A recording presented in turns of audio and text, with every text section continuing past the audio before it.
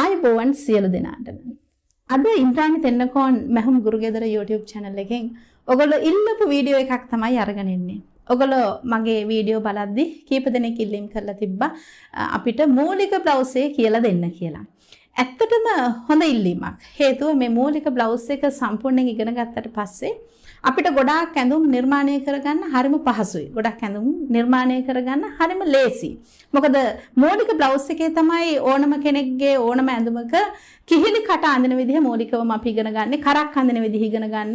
රෙදි කොටසක් නවා ගන්න විදිහ, නිවැරදිව කපන විදිහ, උසුමිමි ලකුණු කරන විදිහ, ඒ දේවල් අපි ඉගෙන ගන්න මූලික බ්ලවුස් එකෙන්. එතකොට මේ මූලික බ්ලවුස් එක ඉගෙන ගත්තා කියලා කියන්නේ ඔයගොල්ලන්ගේ මැහුම් වල තියෙන ගැටලු ගොඩාක් ඉවර වෙනවා. එහෙනම් හරි. අපි මූලික බ්ලවුස් එක ඉගෙන ගමු. මේ බලන්න මූලික බ්ලවුස් එකක් මහන්න අවශ්‍ය මිමි. මම ගත්තා උස 24යි, උරහිස 16යි, පපුවට 40යි, කරවට 15යි, අත දිග 8යි, අතවට 10යි. හරි. එතකොට මේක ඉන්නේ එහෙම හැඩ කරන්නේ නැති නිසා ෂර්ට් බ්ලවුස් එකක් නැත්තම් මූලික බ්ලවුස් එකක ඉන්නේ එහෙම හැඩ කරන්නේ නැති නිසා මම ඉන වට මිනුමක් කරන්නේ නැහැ. හරි. ඒක අපි ඉදිරියේදී බලමු. ඔපනනේ සහිත බ්ලවුස් එක නැත්තම් ඉන හැඩ කරපු බ්ලවුස් එකකින් අපි ඉනවට ඉනට උස එහෙම අරගෙන ඉන හැඩ කරලත් ඇඳුමක් අපි ඉගෙන ගමු. මූලික බ්ලවුස් එකේ මේ මිමි ටික ප්‍රමාණවත් බ්ලවුස් එක අඳින්න. හරි. ඔන්න අපි මූලික බ්ලවුස් එකේ මුලින්ම අපි ඉස්සරහ පළුව ඉස්සරහ පහළටම පළන නිසා ෂර්ට් බ්ලවුස් එකේ පහළටම රේඛාවක් අඳිනවා. අපි හිතනවා මේ බලවාටිය. මේ තමයි බලවාටිය. ඊළඟට මේ බලවාටියේ ඉඳලා ඇතුළට යන්න ඕනේ අඟල් 3ක්. අඟල් 3ක් ඇතුළට ගිහිල්ලා පහළටම රේඛාවක් අඳින්න ඕනේ. එතකොට මේ තියෙන්නේ නැම්ම රේඛාව. නැම්ම රේඛාව. ඊළඟට අංක 1. උරහිස කියන මිනුම ගන්න. උරහිස 16යි, දෙකෙන් බෙදුවා 8යි, මහම් මාසි භාගයක් එකතු කරා 8මාරයි. මේ නම් රේඛාවේ උඩු කොනේ ඉඳලා මේ පැත්තට ගන්න අඟල් 8මාරක්. මෙතන ඉඳලා කෙලින්ම පහත් කරන්න අඟල් 1.3 කාලක්. 1.3 කාලක් පහත් කරලා උරහිස් රේඛාව අඳින්න. ඊළඟට අංක 2. අපි රැගල් ලුස හොයා ගන්න ඕනේ. මම ඔයගොල්ලන්ට රැගල් ලුස හොයන්න ඇඳුම් මම හිතන්නේ ඔය වීඩියෝ වල රැගල් ලුස සම්බන්ධව වෙනම වීඩියෝ එකක් කරලා තියෙනවා. බොහොම පැහැදිලිව ඒක බලන්න. මම මෙතනදිත් ඔයගොල්ලන්ට කියලා දෙන්නම්කෝ. හරි. රැගල් ලුස කියලා කියන්නේ කිහිලි කටේ ගැඹුර. කිහිලි කටේ ගැඹුර. මේක හොයන්නේ පපුවට 32ට අඩුයි නම් 32ත් එක්කලා 32ට වඩා අඩුයි නම් ඒගොල්ලොන්ගේ රැගල් ලුස හොයන්නේ පපුවට 4ෙන් බෙදලා.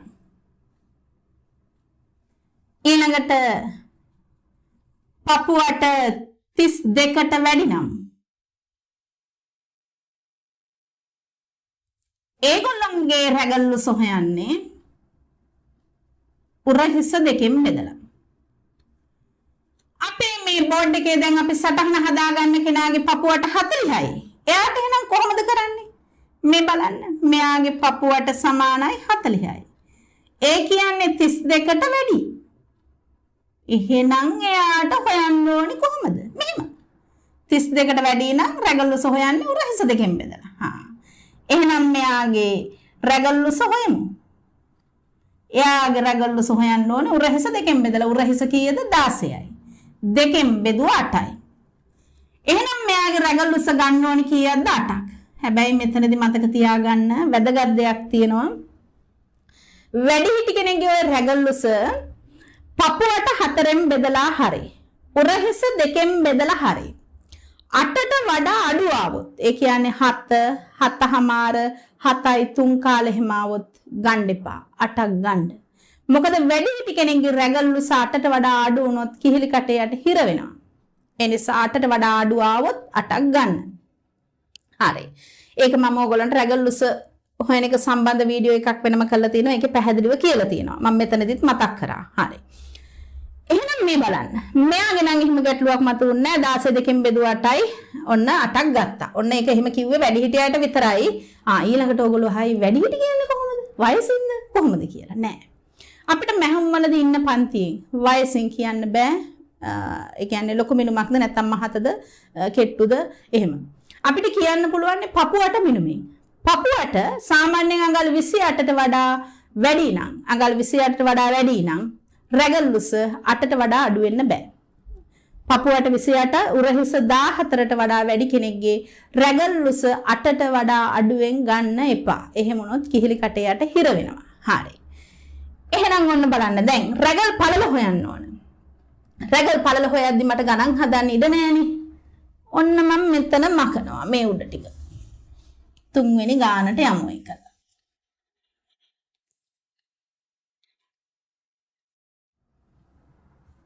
රැගල් පළල හොයන්නයි යන්නේ.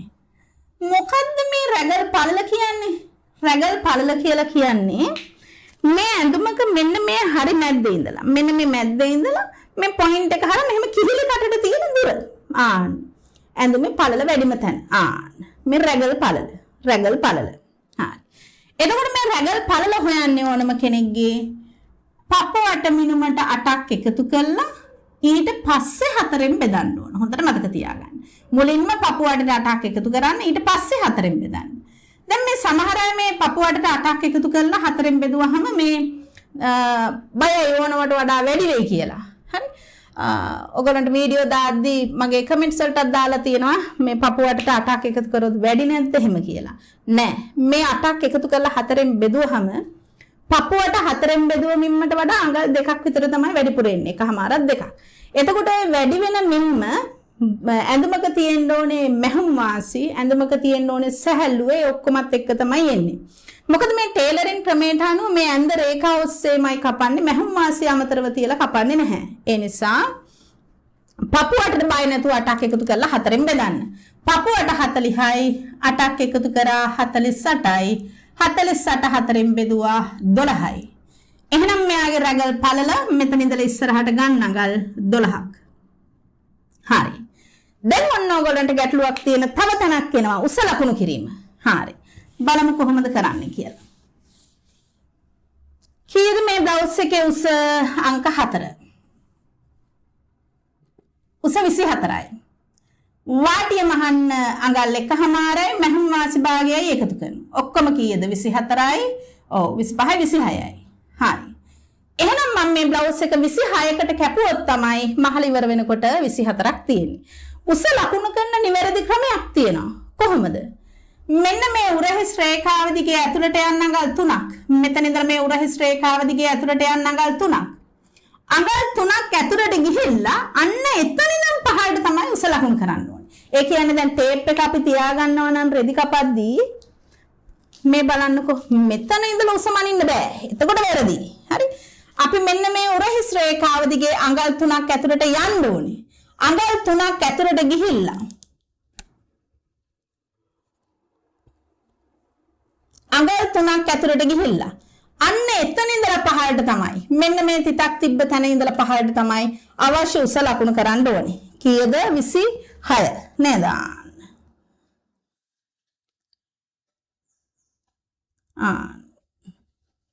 ඔන්න මේ විදිහට මතක තියාගන්න උරහිස් රේඛාව දිගේ අඟල් 3ක් ඇතුළට ගිහින් තමයි උස මිනුම ලකුණු කරන්න ඕන. දැන් මෙන්න අපි එතන 26යි කියලා ලිව්ව රේඛාවක් අඳින්න එපා එතනදී. රැගල් රේඛාව 12යි වාටිය රේඛාවත් කීයද 12යි. දැන් මේ ඉන්නට වඩා අපේ උකුල හරිය මහතයි නේ පහළම මේ බඩ හැම මහතයි ඉන්නවා. එතකොට ඕගොල්ලන්ට ඕන නම් මේ වාටිය රේඛාව තව අඟල් භාගයක් විතර වැඩිපුර ගන්න පුළුවන්. නමුත් ෂර්ට් බ්ලවුස් වල ගොඩාක් වෙලාවට මම මේ කියන්නේ මේ බ්ලවුස් එකේ දෙපැත්ත ඕපන් කරලා මහනවා නම් එහෙම වාටිය රේඛාව වැඩිපුර ගන්න ඕනේ නැහැ. හරි. දැන් රැගල් රේඛාව 12යි නම් වාටිය රේඛාවත් අපි 12ක්ම ගත්තා. මේ රැගල් රේඛාව. හරි. අපි ඊළඟට බලමු මේ අංශය කොහොමද හැඩ කරන්නේ කියලා. ෂර්ට් බ්ලවුස් එකක නැත්නම් මූලික බ්ලවුස් එකක ගොඩාක් අංශය හැඩවීමක් වෙන්නේ නැහැ. බලන්න අංශය හැඩ කරන විදිහ. මෙන්න මේ රැගල් රේඛාවේ කෙලවරයි වාටිය රේඛාවේ කෙලවරයි දෙක එකම මට්ටමේ තියෙන්නේ. මේ දෙක එකම මට්ටමේ තියෙන්නේ. හරි. මෙහෙම මේ රේඛාව බඩ මහත නිසා වැඩිපුර ගත්තොත් වෙනස් වෙනවා. අපි ඒ අංශය හැඩ කරන්නේ මේ විදිහට. මේ රැගල් රේඛාවේ කෙලවරයි ඒට කෙලින්න පහළින් තියෙන වාටිය රේඛාවයි අතර හරියටම මැද හොයන්න ඕනේ. හරි. ඒක එතන ඉඳලා ඇතුළට එන්න ඕනේ අඟල් භාගයක්. භාගයක් හරියටම භාගයක් ඇතුළට එන්න ඕනේ. දැන් මේ රැගල් රේඛාවේ කෙළවරේ ඉඳලා මේ භාගයක් ඇතුළට ආව ලක්ෂයට එතන ඉඳලා මේ වාටීය රේඛාවේ කෙළවරට අංශය හැඩ කරන්න ඕනේ. එහෙනම් ඔන්න ඔයගොල්ලෝ ආසම තැනක් ආයෙනවා. කිහිලි කට. ඔන්න අහන් ඉන්න. මෙන්න මේ උරහිස් රේඛාවේ කෙළවරයි. මම මේ ටික චුට්ටක් මකන්නම් ඔයගොල්ලන්ට මේ පැහැදිලිව පේන්න ඕන නිසා. මෙන්න මේ උරහිස් රේඛාවේ කෙළවරයට කෙලින්ම පහළින් තියෙන රැගල් ලක්ෂයයි අතර හරියටම මැද හොයන්න. හරි. එතන ඉඳලා භාගයක් ඇතුළට එන්න. හරි. දැන් මේ උරහිස් රේඛාවේ කෙළවරේ ඉඳලා භාගයක් ඇතුළට ආව ලක්ෂය හරහා රැගල් රේඛාවට යනකල් රේඛාවක් අඳින්න. හරි. දැන් කිහිලි කට අඳින්න පුළුවන්. මෙතන ඉඳලා උඩට යන්න මෙන්න මේ රේඛාව ඔස්සේ යන්න අඟල් දෙකමාරක් සම්මතයි. හැබැයි මෙතනදී සාරි බ්ලවුස් වලදී වෙනස් වෙනවා. සාරි බ්ලවුස් වල මෙතන ඉඳන් දෙපැත්තට යන ප්‍රමාණය වෙනස්. අනිත් සියලුම ඇඳුම් වල මෙතන ඉඳලා උඩට යන්නේ දෙකමාරයි. මෙතන ඉඳලා මේ පැත්තට යන්නේ දෙකමාරයි. මේ ලක්ෂ දෙක අතර කිහිලි කට අඳින්න ඕන. හරි. එතකොට ඔයගොල්ලෝ හයි මේ ටික නිකාම්ම කෙලිම ඔව් මෙහෙම කපලා මේ ටිකේම කපාගෙන යන්න තමයි තියෙන්නේ. හරි. ඊළඟට අපි කරක් අඳිමු. මූලික බ්ලවුස් එකේ කර මූලික කර කොලර් අල්ලන කර අංක 5. මෙයාගේ කරවට 15යි. 15 බෙදන්න ඕනේ 4න්. 15 බෙදන්න ඕනේ 4න්.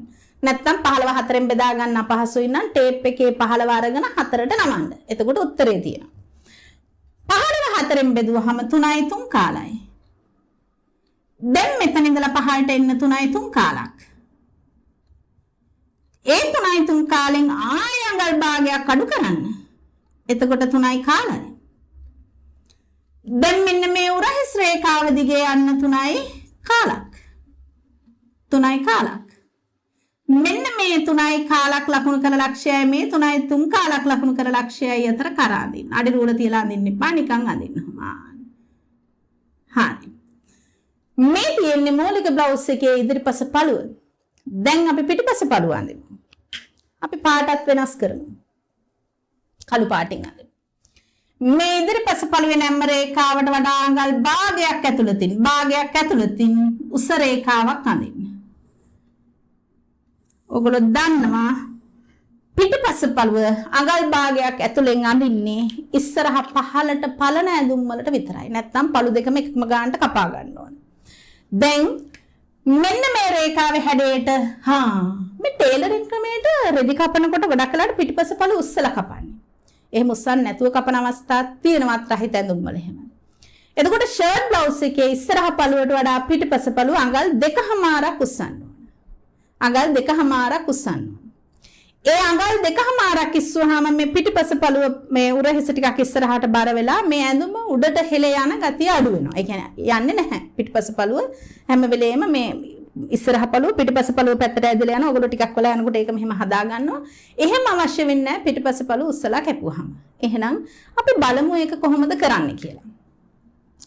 මෙන්න මේ රේඛාවේ හැඩයට අඩි රූල තියලා මේ රේඛාවේ හැඩයට අඩි රූල තියලා මේ 1යි 3 කාලක් පහත් කර ලක්ෂයේ ඉඳලා අඩි රූල තියලා මුස්සමුකෝ.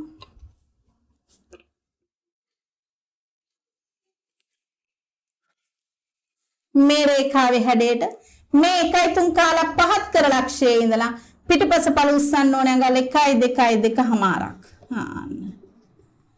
ඊළඟට මෙන්න මේ කර පළල ලකුණු කර ලක්ෂයේ ඉඳලා කෙලින් උඩට උස්සන්න ඕනේ 2.5ක්. 1යි 2යි 2.5ක්. හරි. දැන් මේ ලක්ෂ දෙක යා කරලා පිටිපස පළු උරහිස් රේඛාව අඳින්න ඕනේ. ලක්ෂ දෙක විතරක් නෙමෙයි. ඒ ලක්ෂ දෙක යා කරනවා නැම්ම හම්බ වෙනකල්ම. අන්න හම්බුණා. හරි. මෙන්න හරි. දැන් මෙතන ඉඳලා කෙලින්ම පහයට අඳින්න ඕනේ පිටිපස පළුවේ කිහිලි කට. හරි. හරි. දැන් අපි පිටිපස පළුවේ කර අඳිමු. පිටිපස පළුවේ කර අඳිනකොට මේ පිටිපස පළුව අඟල් 2.5ක් ඉස්සුවානේ. දැන් මෙතන ඉඳලා උඩට අඟලක් උස්සන්න ඕන. මෙතන ඉඳලා උඩට උස්සන්න ඕනේ අඟලක්. ඒ අඟලක් උස්සන්නේ ඇයි දන්නවද? ඔන්න හිමීට අහගන්නකෝ. පිටිපස පළුව ඉස්සුව මේ අඟල් 2.5ෙන් අඟල් භාගයක් අඩු කරනවා. 2.5ෙන් භාගයක් අඩු කරපුවාම 2යි. ඒක ආයෙත් 2ට බෙදනවා. එතකොට 1යි. ඒ නිසා තමයි මෙතන ඉඳලා උඩට අපි අඟලක් ඉස්සුවේ. හරි. දැන් පිරිමි ෂර්ට් එකක හැම පිටපස පළුව අඟල් 3මාරක් උස්සනවා. එතකොට ඒක මෙතන ඉඳන් උඩට උස්සන්නේ කීයද බලමු. 3මාරෙන් භාගයක් අඩු කරනවා 3යි. ඒක දෙකෙන් බෙදනවා. 1මාරයි. එතකොට පිරිමි ෂර්ට් එකක් කපද්දි මෙතන ඉඳන් උඩට උස්සන්නේ 1මාරයි. දැන් ඒව ගැන හිතන්න එපා. ඔයගොල්ලෝ හිතන්නේ අයි මේ මෙතන ඉඳන් කෙලින් උඩට අඟලක් උස්සන්නේ අඟල කොහෙන්ද ආවේ කියලා. මේ ඉස්සුව 2මාරෙන් භාගයක් අඩු කරලා නැත්නම් ඉස්සුව ප්‍රමාණයෙන් භාගයක් අඩු කරලා ඒක දෙකෙන් බෙදුවා. ඉස්සුවේ 2මාරයි භාගයක් අඩු කරා 2යි 2 දෙකෙන් බෙදුවහම 1යි. ඒ නිසා මෙතන ඉඳලා කෙලින් උඩට ඉස්සුව අඟලක්. ඒ අඟල කෙලින්ම යා කරා නැම්ම පැත්තට. කෙලින්ම යා කරා නැම්ම පැත්තට පිටිපස්ස බලන්න. දැන් මේ 2මාරක් ඉස්සුව ලක්ෂයේ ඉඳලා කෙලින්ම පහළ රේඛාවක් යනවා. දැන් මේ කොටුවක් හම්බ වෙනවා. මේ කොටුවෙන් මෙන්න මේ කොන පොඩ්ඩක් හැඩ කරගන්න. චුට්ටක් හැඩ කරගන්න. ඒ තමයි එතකොට මෙන්න මෙහෙම කපලා මෙන්න මෙහෙම කැපුවාම තමයි පිටුපස පළුවේ කර. ඔන්න මූලික බ්ලවුස් එක ඉස්සරහ පළුවයි පිටුපස පළුවයි. මම වෙනම වීඩියෝ එකක මූලික බ්ලවුස් එකේ අත කපන විදිහ නැත්නම් අත අදින විදිහේ සටහන වෙනම වීඩියෝ එකක් හැටියට කරලා තියෙනවා. අපි ආපහු කරමු දවසක මේ මූලික බ්ලවුස් එකට ගැලපෙන මූලික කොලරේ මොන වගේද කියලා.